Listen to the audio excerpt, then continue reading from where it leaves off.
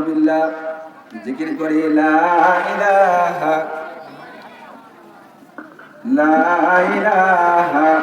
ইল্লাল্লাহ লা ইলাহা ইল্লাল্লাহ লা ইলাহা ইল্লাল্লাহ লা ইলাহা ইল্লাল্লাহ লা ইলাহা ইল্লাল্লাহ মুহাম্মাদুর রাসূলুল্লাহ।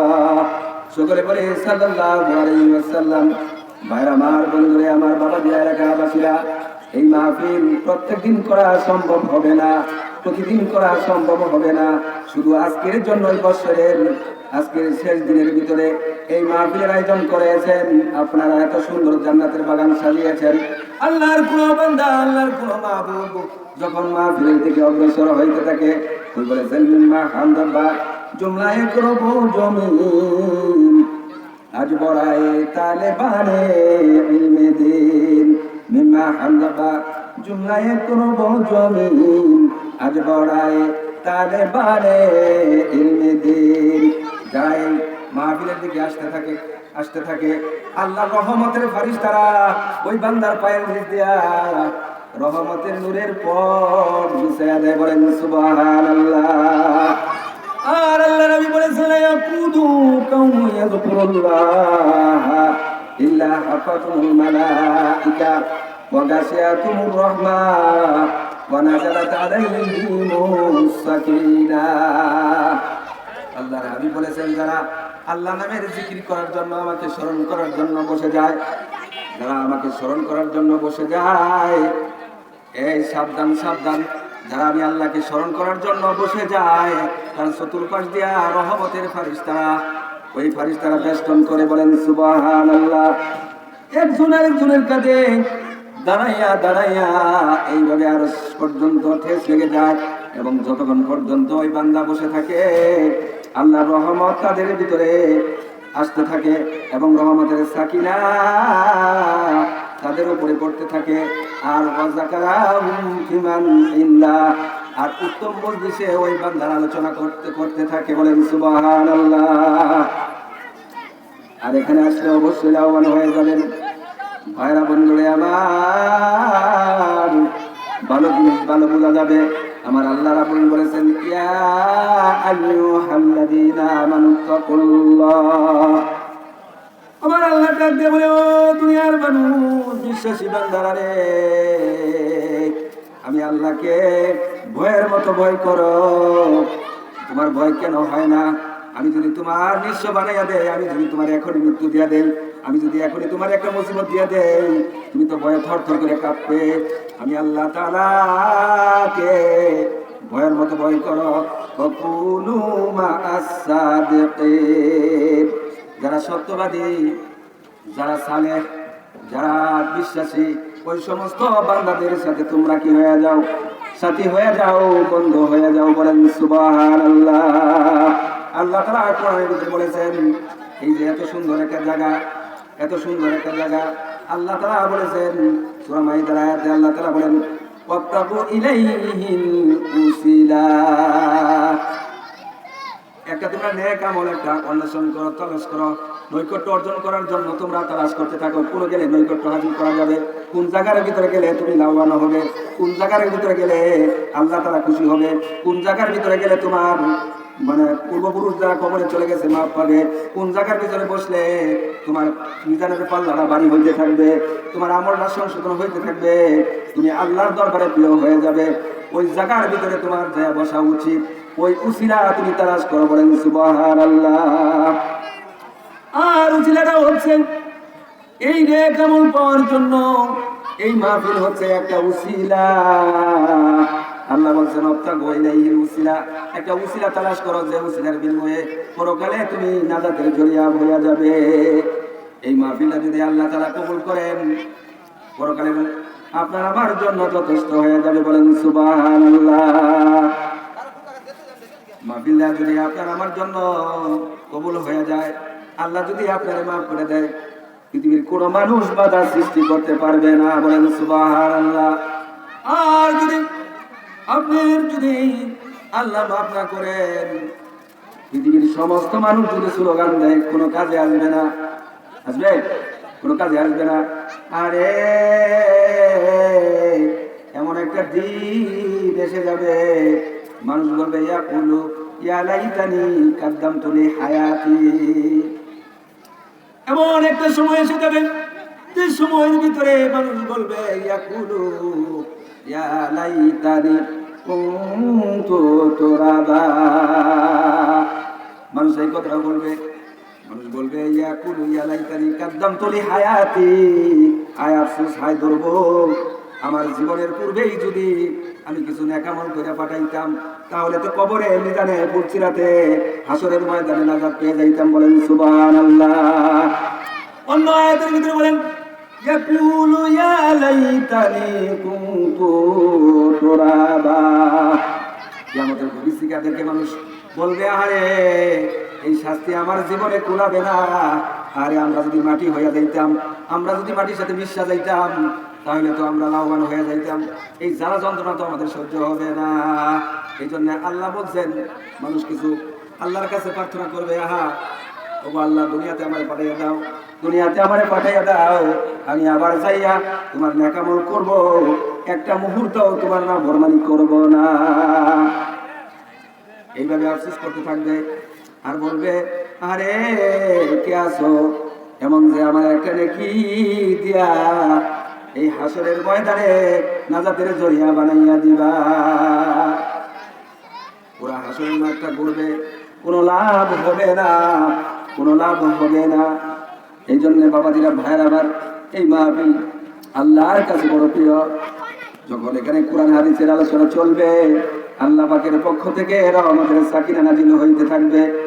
আপনি যে জায়গার ভিতরে বসে আছেন, এই জায়গাটা রহমতের জায়গা হয়ে গেছে। বলেন সুবহানাল্লাহ। রহমতের জায়গা হয়ে গেছে, এটা জান্নাতের টুকরা হয়ে গেছে। বলেন সুবহানাল্লাহ। যদিও আমাদের চর্মসুখ দ্বারা দেখতেছি এটা বার্সাকে, কি দেখতেছি? এটা বার্সাকে দেখতেছি, আসলে না। আপনি কি ফেরেশতা দেখেন? আপনি ফেরেশতা দেখেন? দেখেন না, কারণ আমরা চোখ দিয়ে ফেরেশতা দেখা যায় না। কারণ এই যে বাতিটা দেখা যাচ্ছে না, এই বাতির চাইতেও তারা দূরের তৈরি। কাজেই আলো মানে আমাদের সামনে ঘুরতেছে, এই আলোর সাথে আলো মিশলে আপনি দিশা পাবেন? দিশা পাওয়া যাবে না।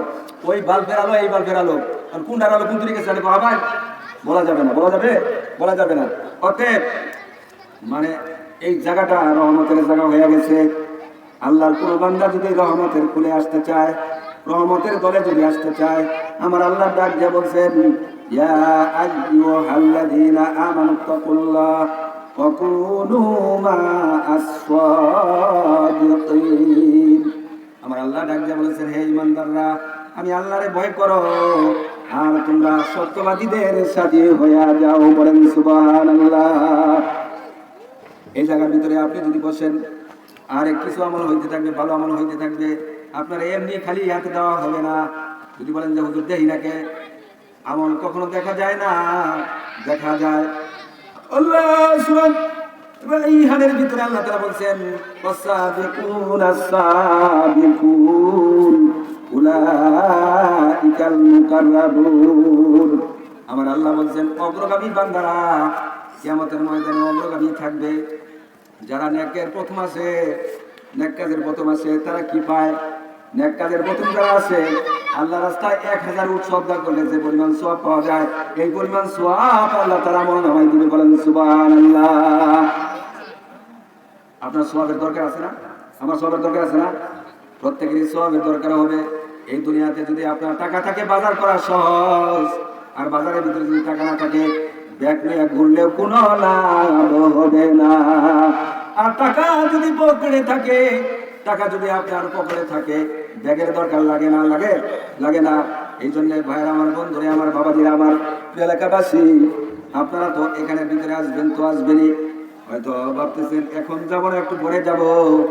আল্লাহ আপনাদেরকে আসার মতো বসার মতো তৌফিক দান করুন। সকলে বলেন আমিন। এই এলাকার ভিতরে অনেক মুরব্বী বাবাজিরা ছিল, মায়েরা ছিল, তারা তিল তিল করে চলে গেল, মাটির সাথে মিশে গেল। তাদেরকে কবর দেওয়া হলো, বিভিন্ন জায়গার ভিতরে কবর হয়ে গেছে।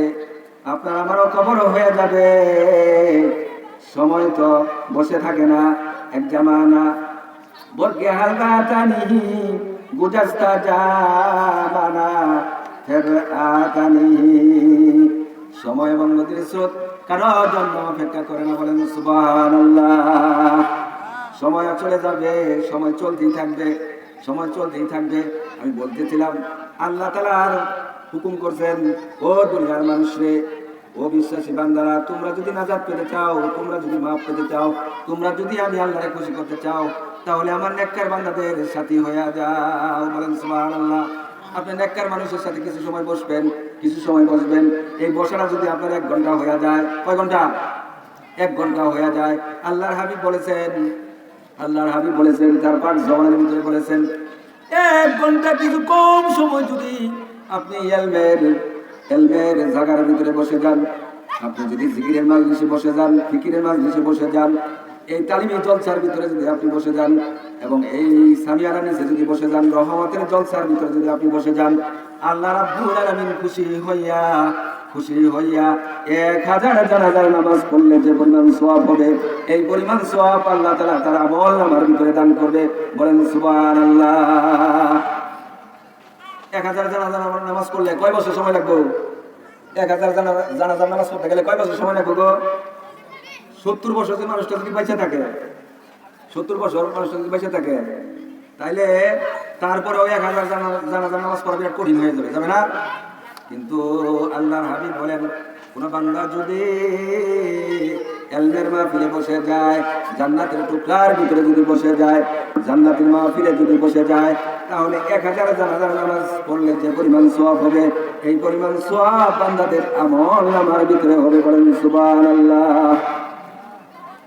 1000 জানাজার নামাজ। সাহাবীরা প্রশ্ন করলেন যে জানাজার নামাজ, একটা জানাজার নামাজ পড়লে কয় কিরাত সওয়াব পাওয়া যায়? আল্লাহ নবী বললেন 2 কিরাত সওয়াব পাওয়া যায়, বলেন সুবহানাল্লাহ। সাহাবীরা প্রশ্ন করলেন, কানু ইয়া রাসূলুল্লাহ, কানু ইয়া রাসূলুল্লাহ, মা মানাল কিরাত, কিরাত কি?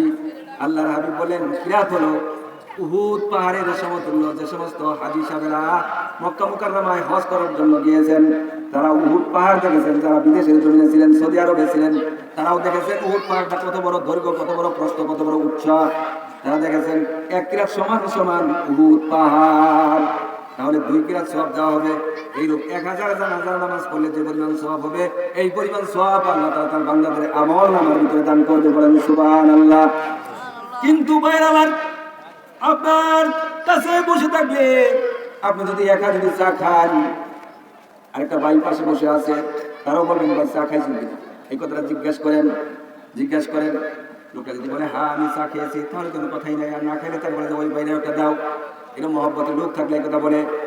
কিন্তু যদি দূরে বসে থাকে, ওই লোকটারে কখনো বলা হয় না, বলা হয় না।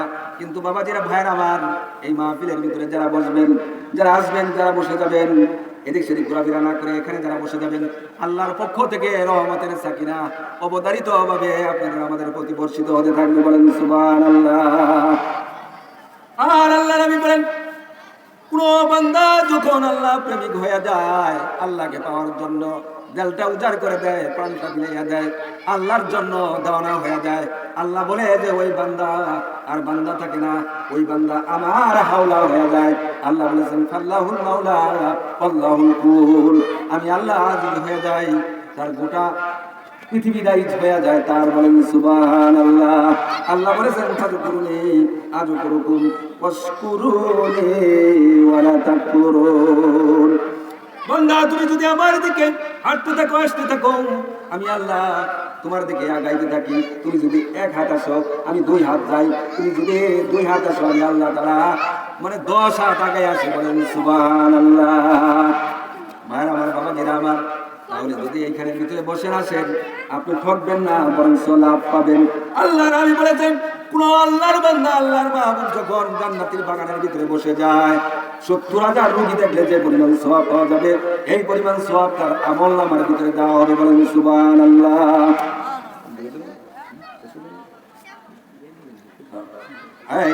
আল্লাহর হাবিব বলেছেন, 70,000 রোগী দেখলে, একটা রোগী দেখতে গেলে আপনার যখন অর্ধেক রাস্তা পর্যন্ত যাওয়া হয়, 10 জন ফেরেশতা আল্লাহর পক্ষ থেকে আসে, বলে এটা কই যাও? বলে যে আমি অমুক বান্দা অসুস্থ, দেখার জন্য রওনা করেছি। কিন্তু বলে যে না, তুমি কোনো পাওনাদার আছে কিনা, তোমার কাছে টাকা পাই কিনা, এই জন্য যাচ্ছ। বলে যে না, খালি স্নেহতে আমি রোগী দেখার জন্য যাচ্ছি। আল্লাহ রহমতের ফেরেশতারা তার জন্য গুনাহ মাফের জন্য দোয়া করে আর বলে, ওগো আল্লাহ, এই বান্দা আরেকটা বান্দা দেখার জন্য রওনা দিয়েছে, এর সামনে এবং পিছের সমস্ত গুনাহগুলি মাফ করে দেয়। বলেন সুবহানাল্লাহ। এরকম 70,000 রোগী দেখে যে পরিমাণ সওয়াব হবে, এই পরিমাণ সওয়াব আল্লাহ তাআলা ওই বান্দাকে দান করবে যে মাহফিলের ভিতরে বসে যায়। বলেন সুবহানাল্লাহ। ওই পরিমাণ সওয়াব আল্লাহ তাআলা আমলের ভিতরে দান করবে। ভাই আমার, একটা হাদিস পড়েছি, আল্লাহ নবী বলেছেন, সহিহ বুখারী শরীফের হাদিস, মান তাসাব্বাহা বিকাউমিন ফাহুয়া মিনহুম। যে যার সাথে থাকবে, যার সাথে উঠা বসা করবে, আপনি যার সাথে চলবেন, যার সাথে থাকবেন, কাল কিয়ামতের ময়দানে তার সাথে আপনার হাসর নসর। বলেন সুবহানাল্লাহ। আপনি যদি দুনিয়ার ভিতরে একটা ভালো মানুষের সাথে চলে থাকেন, নেক আমল করে থাকেন, আপনি যদি আপনার ভালো মানুষের সাথে উঠা বসা হয়, একটা নেককার মানুষের সাথে যদি উঠা বসা হয়, আপনার যদি এই মাহফিলে আসার মতো সুযোগ ভাগ্য হয়, তাহলে বন্ধুরে আমার, কাল কিয়ামতের ময়দানে ওই নেককার মানুষের সাথে হাসর নসর হবে। বলেন সুবহানাল্লাহ। আমি আপনাদেরকে একটা প্রশ্ন করতে চাই, কিয়ামতের ময়দানে কয়টা কাতার হবে? বলছে যে হাসরের ময়দানে কয়টা কাতার হবে? 72টা না, 72 বা 73 কাতার হবে, এরকম বলা আছে, তাই না? 72 এবং 73 কাতার হবে। 3টা কাতার বিনা হিসাবে জান্নাতে যাবে। বলেন সুবহানাল্লাহ। আর বাকি কাতার গুলা হিসাব হবে, হিসাব হবে ভাই, পাই পাই করে হিসাব হবে। হিসাব ছাড়া জান্নাত নাই, হিসাব ছাড়া জান্নাত নাই, উপায় নাই। হিসাবের জন্য 50,000 বছর দাঁড়াইতে হবে। কত হাজার বছর দাঁড়াইতে হবে? বেলাটা মনে করেন যে একেবারে অর্ধ হাত বা 1 বিঘা বা 1.5 হাত উপর দিয়ে যাবো। বেলাটার মনে করেন যে 12টা মুখ আছে, এইটা দিয়ে তাপ দিব, তাপ দিলে পরে ওইখানে মনে দাঁড়াইতে হবে 50,000 বছর। আর এই বছরটা কত জানুন? মনে করেন যে আখিরাতের, মনে করেন আখিরাতের 50,000 দিনে আখিরাতের একদিন, 50,000 দিনে আখিরাতের একদিন। তাহলে এইভাবে 50,000 মাসে আখিরাতের 1 মাস, এইরকম হিসাব হবে। মুঠেই কম নয়, এরকম দাঁড়িয়ে থাকতে হবে। তাহলে ওই দিনে আল্লাহ তাআলার নাজাত পাওয়া একেবারে সহজ হয়ে যাবে। আল্লাহর হাবিব সহিহ বুখারীর ভিতরে বলেছেন, মান তাসাব্বাহা বিকাউমিন ফাহুয়া মিনহুম। যে যার সাথে চলবে, যে যার সাথে উঠা বসা করবে, আপনি যদি ভালো কাজের ভিতরে আসেন, আপনি যদি মাহফিলে আসেন, মসজিদে যান, মাদ্রাসায় যান, আপনি যদি তলবিল ইলম শিক্ষা করার জন্য যদি তাওহীদের ভিতরে যান, জিকিরের মজলিসের ভিতরে যান, তাহলে বাবারে ভাইরা আমার, কাল কিয়ামতের ময়দানে হাসতে হাসতে আপনি ওই সমস্ত লোকদের সাথে, ভালো লোকদের সাথে সামনের কাতারের ভিতরে আপনি দাঁড়িয়ে যাবেন। আল্লাহর হাবিব আপনাকে আমাকে আমার স্বাগতম জানাইয়া 70,000 রহমতের ফেরেশতা নিয়ে জিবরাইলের হাতে নূরের পতাকা থাকবে, এই পতাকার দ্বারা দিয়ে আমার হাওয়া করে জান্নাতুল ফিরদাউস নসিব করে দিয়ে। বলেন সুবহানাল্লাহ। তাহলে ভাইরা আমার, এই মাহফিল কিন্তু জান্নাতে যাওয়ার মাহফিল। আল্লাহ তাআলা আমাদেরকে সকলকে আসার এবং বসার তৌফিক দান করুন। সকলে বলেন আমিন। একথা বলে আমি আমার এই সংক্ষিপ্ত আলোচনা এখানে শেষ করছি। আসসালামু আলাইকুম ওয়া রাহমাতুল্লাহি ওয়া বারাকাতুহু। আর এখন আপনাদের সামনে ওয়াজ ও তাকরীর পেশ করবেন ইসলামী চিন্তাবিদ দার্শনিক ওয়াইস